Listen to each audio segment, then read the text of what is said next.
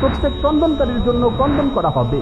আজকে যে মাইকে মৃত্যুর ঘোষণা করছে, আগামীকাল হয়তো তার মৃত্যুর ঘোষণা করা হবে। আর যে লাশ বহন করে নিয়ে যাচ্ছে, আগামীকাল হয়তো তার লাশ বহন করা হবে। ইন্নাল হামদুলিল্লাহ ওয়াসসালাতু ওয়াসসালামু আলা রাসূলিল্লাহ, আম্মা বাদ। প্রিয় ভাই ও বোনেরা, আমি আজকের এই আলোচনার মাধ্যমে গুনাহ করতে করতে ধ্বংসের দ্বারপ্রান্তে পৌঁছে যাওয়া হৃদয়গুলোকে ধ্বংসস্তূপ থেকে তুলে আনতে চাই। বিভ্রান্তি আর কুপ্রবৃত্তিতে ডুবে থাকা অন্তরগুলোকে সতর্ক করতে চাই। আমি চাই আমার এই নসিহার মাধ্যমে নেককার লোকেরা তাদের নেককা জাড়ও বাড়িয়ে দিক, আর উদাসীন ব্যক্তিরা মৃত্যুর আগেই সতর্ক হোক। কবরে যে আক্ষেপ করার আগে দুনিয়াতেই তাদের বিবেক জাগ্রত হোক। আমার এই আলোচনা শুনে তারা আল্লাহর দিকে ফিরে আসুক। প্রিয় উপস্থিতি, আমাদের আত্মাগুলোকে জাগ্রত করার জন্য এবং উদাসীনতা থেকে মুক্ত করার জন্য মৃত্যুর স্মরণ অত্যন্ত কার্যকরী ভূমিকা রাখে। রাসূল সাল্লাল্লাহু আলাইহি ওয়াসাল্লাম ইরশাদ করেন, আকসিরু যিকরা হাযিমিল লাযযাতি আল মাউত। তোমরা দুনিয়ার স্বাদ বিনষ্টকারী মৃত্যুকে অধিক পরিমাণে স্মরণ করো। একজন দুনিয়াবিমুখ আলিমকে জিজ্ঞেস করা হলো যে সর্বোৎকৃষ্ট ও পরিপূর্ণ নসিহত কি? তিনি বললেন, মৃত্যুর স্থানের দিকে তাকানো, মৃত্যুকে সর্বদা স্মরণ রাখা, কবর জিয়ারত করা, জানাজায় উপস্থিত হওয়া, মৃত্যু যন্ত্রণায় ভুগছে এমন কাউকে দেখতে যাওয়া, মৃত্যু যন্ত্রণা নিয়ে চিন্তা করা এবং কেউ মারা যাওয়ার পর তার কথা মনে পড়া। এগুলো তার অন্তর থেকে দুনিয়ার স্বাদ দূর হয়ে যায়। পার্থিব জীবনের ভোগ বিলাসের প্রতি মনে অনাগ্রহ সৃষ্টি হয়। যে ব্যক্তি মৃত্যুর প্রস্তুতি নিয়েছে সেই আমল বাড়িয়ে দিয়েছে এবং আশা আকাঙ্ক্ষা কমিয়ে দিয়েছে। আল্লামা লুবাইদি রাহিমাহুল্লাহ বলেন, আমি আবু ইসাককে তার জীবদ্দশায় দেখতাম তিনি সব সময় একখণ্ড কাগজ বের করে তা পড়তেন। যখন তিনি মারা গেলেন তখন আমি দেখলাম সেই কাগজটিতে লেখা আছে, তুমি তোমার আমলকে সুন্দর করো, কারণ তোমার সময় ঘনিয়ে এসেছে। প্রিয় ভাই ও বোনেরা, আমাদের এই জীবন তো খুব দ্রুতই চলে যাচ্ছে, কিন্তু অধিকাংশ মানুষ উদাসীনতার মাঝে ডুবে আছে। প্রতিদিনই পৃথিবীতে কেউ আসে, আবার কেউ পরপারে পাড়ি জমায়। এটাই নিয়ম। প্রতিদিন কত প্রিয়জনকে আমাদের চোখের সামনে বিদায় দেয়া হচ্ছে, অতঃপর জমিন তাদের গিলে ফেলছে। এত কিছু দেখার পরও আমরা গাফেল হয়ে দিন অতিবাহিত করছি। মৃত্যু আসার আগে আমরা কেউই সতর্ক হচ্ছি না। মনে রাখবেন, এই দুনিয়ার জীবন খুবই সংকীর্ণ, সীমাবদ্ধ। নির্দিষ্ট সময় অতিবাহিত হয়ে গেলে তাতে সমাপ্তি আসবেই। ভালো খারাপ সকলেই মৃত্যুর স্বাদ আস্বাদন করবে। সৎকর্মশীল মুত্তাকী ব্যক্তিকে যেমন দুনিয়া থেকে বিদায় নিতে হবে, অসৎকর্মশীল পাপিষ্ঠ ব্যক্তিকেও এই ইহকাল ত্যাগ করতে হবে। বীর মুজাহিদরা যেমন ইন্তেকাল করবে, পিছনে পড়ে থাকা ভীতু কাপুরুষ লোকেরাও দুনিয়া ছেড়ে চলে যাবে। সেসব মহামান্বিত ব্যক্তিরাও মৃত্যুবরণ করবেন যারা দুনিয়াতে পরকালের পাথে অর্জন করেছেন।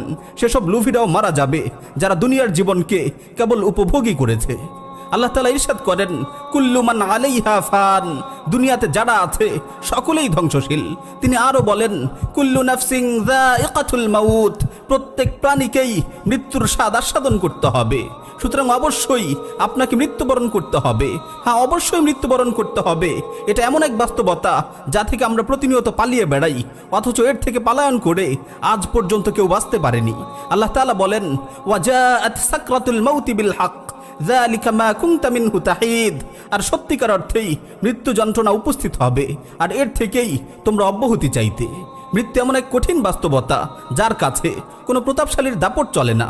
অবাধ্য ব্যক্তির অবাধ্যতা তার কাছে মূল্যহীন। সীমালঙ্ঘনকারীর সীমালঙ্ঘনকে সে কোনো পরোয়া করে না। পৃথিবীতে এমন কিছু নেই যা মৃত্যুকে ঠেকাতে পারে। মৃত্যু এমন এক বাস্তবতা যার সুধা পান করেছে পাপিষ্ঠ সীমালঙ্ঘনকারী এবং সৎকর্মশীল অনুগত ব্যক্তি। এমনকি নবী রাসূলগণও এই পৃথিবী থেকে বিদায় নিয়েছেন। আল্লাহ তাআলা তার নবীকে লক্ষ্য করে বলছেন, ওয়ামা জাআলনা লিবাশারিম মিন ক্বাবলিকাল খুলদ আফা ইম মিত্তা ফাহুমুল খালিদুন। তোমার পূর্বেও আমি কোনো মানুষকে অনন্ত জীবন দেইনি, অতএব তুমি যদি মরে যাও তাহলে তারা কি চিরকাল বেঁচে থাকবে? এই মৃত্যু এমন এক বাস্তবতা যা প্রতিনিয়ত সব জায়গায় সবার কর্ণকুহরে ঘোষণা করে যাচ্ছে, বিবেকের দরজায় কড়া নেড়ে যাচ্ছে এবং প্রত্যেক জীবিত মানুষের কাছে এই বার্তা পাঠাচ্ছে, কুল্লু শাইইন হালিকুন ইল্লা ওয়াজহা। একমাত্র আল্লাহ তাআলার পবিত্র সত্তা ছাড়া সব কিছুই ধ্বংস হয়ে যাবে। মৃত্যুর বাস্তবতা এতটাই কঠিন যে ছোট বড়, ধনী গরিব প্রত্যেককেই এর স্বাদ আস্বাদন করতে হবে। কেউ এর থেকে পালায়ন করতে পারবে না। ওই শক্তিশালী বলিষ্ঠ যুবক, প্রতিভাবান মেধাবী তরুণ, ধনী গরিব, ছোট বড়, তোমাদের সকলকেই বলছি, প্রত্যেক ক্রন্দনকারীর জন্য ক্রন্দন করা হবে। আজকে যে মাইকে মৃত্যুর ঘোষণা করছে, আগামীকাল হয়তো তার মৃত্যুর ঘোষণা করা হবে। আজ যে লাশ বহন করে নিয়ে যাচ্ছে, আগামীকাল হয়তো তার লাশ বহন করা হবে। প্রতিটি প্রাণীকেই মৃত্যুর স্বাদ আস্বাদন করতে হবে। এই মৃত্যু থেকে কেউ পালায়ন করতে পারবে না। আল্লাহ তাআলা বলেন, কুল ইন্নাল মাউতাল্লাযী তাফিররুনা মিনহু ফাইন্নাহু মুলাকীকুম সুম্মা তুরাদ্দুনা ইলা আলিমিল গায়বি ওয়াশ শাহাদা ফায়ুনাব্বিউকুম বিমা কুনতুম তা'মালুন। বলো, তোমরা যে মৃত্যু থেকে পালায়ন করতে চাচ্ছ তার সাথে অবশ্যই তোমাদের সাক্ষাৎ হবে। অতঃপর তোমাদেরকে অদৃশ্য দৃশ্যের জ্ঞানী সেই মহান সত্তার কাছে ফিরিয়ে নেওয়া হবে। তখন তোমরা যা কিছু করতে তা তিনি জানিয়ে দিবেন। অন্য আয়াতে আল্লাহ তাআলা আরো বলছেন, আইনামা তাকুনু ইউদরিকুমুল মাউতু ওয়ালাউ কুনতুম ফি বুরুজিম মুশাইয়াদা। তোমরা যেখানেই থাকো না কেন মৃত্যু তোমাদেরকে পাকড়াও করবেই, যদিও তোমরা সুদৃঢ় দুর্গে অবস্থান করো। হ্যাঁ, অবশ্যই মৃত্যু তোমাদের সাথে সাক্ষাৎ করবে। তোমরা যেখানেই থাকো না কেন মৃত্যু তোমাদেরকে গ্রাস করবেই। প্রিয় ভাই ও বোনেরা, কেউ যদি উপদেশ গ্রহণ করতে চায় তবে মৃত্যুই তার জন্য সবচেয়ে বড় উপদেশ। এটি আখিরাতের অনন্ত জীবনের প্রথম ধাপ। তাই যেই মৃত্যুবরণ করে তার কিয়ামত শুরু হয়ে যায়। জনৈক ব্যক্তি বলেন, আমার এক পাপী বন্ধুর মৃত্যুকালে আমি তার শিরে বসা ছিলাম। সে দিনের ব্যাপারে অনেক পিছিয়ে ছিল, আল্লাহর কোনো বিধানই পালন করতো না। তো তার মৃত্যুর সময় আমি তাকে জিজ্ঞেস করলাম, এখন কেমন বোধ করছো? সে বলল, আমি অচিরেই জাহান্নামে প্রবেশ করব। অচিরেই আমি জাহান্নামে প্রবেশ করব। আমার সাথে অমুক অমুক ব্যক্তিও জাহান্নামে প্রবেশ করবে। শুনে রাখো, এখনও যদি তুমি আল্লাহর দিকে ফিরে না আসো তাহলে আমার মতো তুমিও জাহান্নামে প্রবেশ করবে। ولدتك أمك يا ابن آدم باكيا والناس حولك يضحكون سرورا فاعمل لنفسك أن تكون إذا بكوا في يوم موتك ضاحكا مسرورا। হে আদম সন্তান, তোমার মা তোমাকে ক্রন্দনরত অবস্থায় ভূমিষ্ঠ করেছে, আর মানুষেরা তখন তোমার পাশে বসে হেসে হেসে তোমাকে বরণ করেছিল। সুতরাং এমন এক পুণ্যময় জীবন তুমি গঠন করো যে মৃত্যুর সময় তুমি হেসে হেসে এই পৃথিবী থেকে বিদায় নিবে, আর মানুষেরা তোমার পাশে বসে ক্রন্দন করতে থাকবে। প্রিয় ভাই ও বোন, আজ দুনিয়া লোভী ওই সকল ক্ষতিগ্রস্ত লোকেরা কোথায়? কোথায় সেসব প্রতাপশালী ও সীমা লঙ্ঘনকারীরা?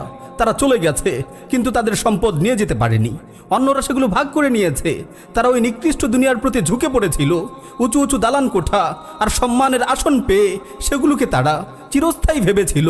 অতঃপর যখনই তারা সেগুলোকে নিয়ে সন্তুষ্ট চিত্তে জীবন কাটাচ্ছিল, তখনই মৃত্যু তাদের ধরাশায়ী করে ফেলল।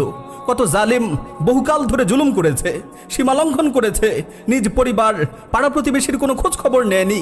অবশেষে মৃত্যু এসে তার সকল পাওনা চুকিয়ে দিয়েছে। কোথায় সেই দৃঢ় সংকল্পের অধিকারী মানুষগুলো?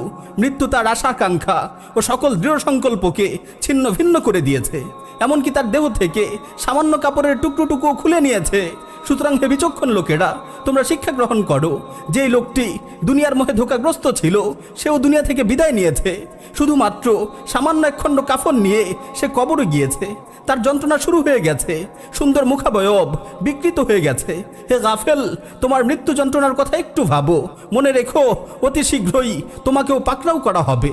হে উদাসীনতার পথের পথিক, কখন তোমার এই কঠিন হৃদয়ে কোমলতার ছোঁয়া লাগবে? হায়, মৃত্যুর পর তোমার ইচ্ছাগুলো কোথায় যাবে? হায়, মৃত্যুর পর তোমার আশা আকাঙ্ক্ষাগুলোর কি অবস্থা হবে?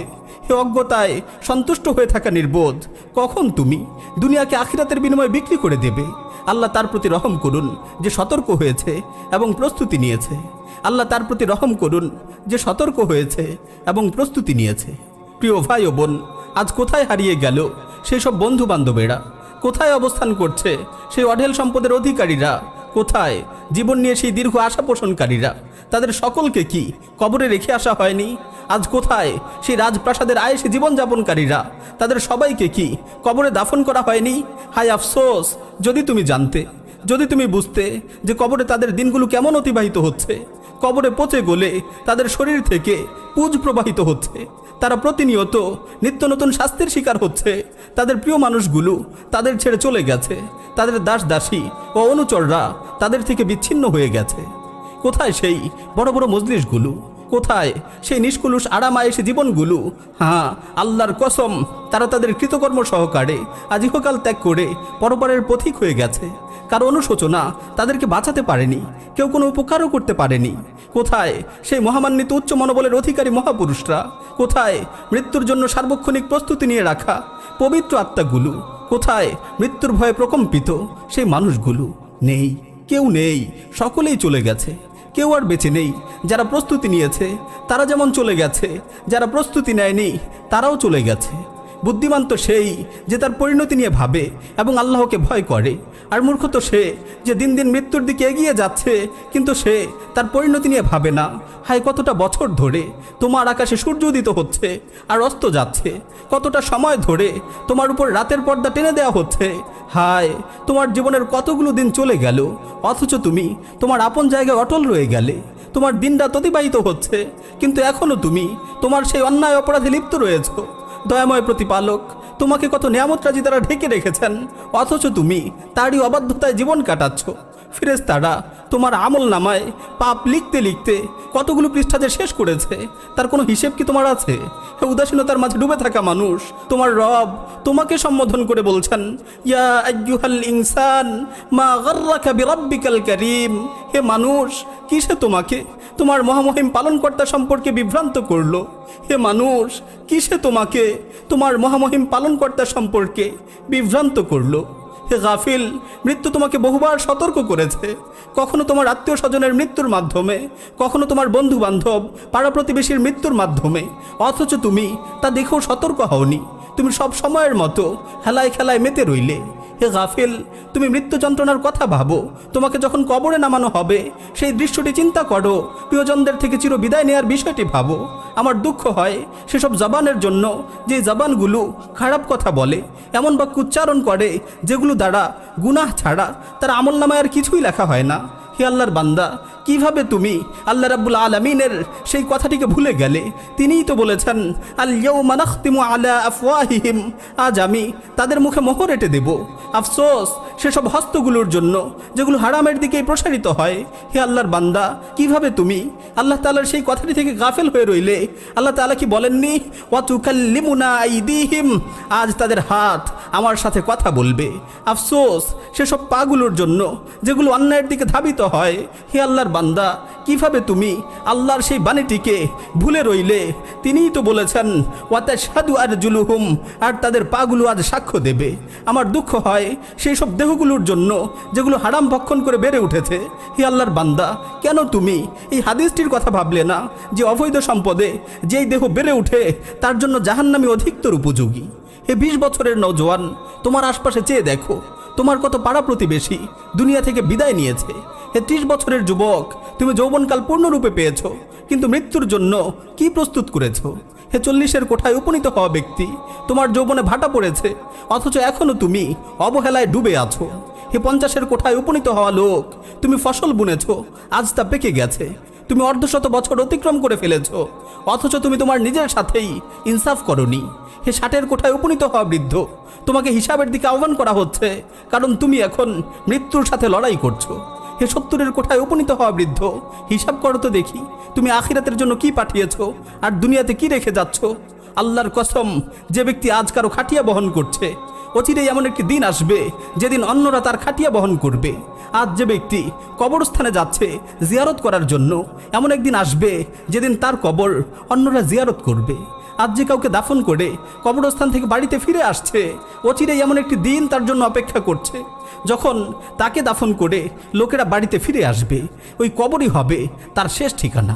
হযরত ওমর রাদিয়াল্লাহু তাআলা আনহু সর্বদাই এই কথা বলতেন যে মানুষ প্রতিদিন বলে, আজ অমুক মারা গেছে, আজ অমুক মারা গেছে, অমুক জায়গায় আজ অমুক ব্যক্তি মৃত্যুবরণ করেছে।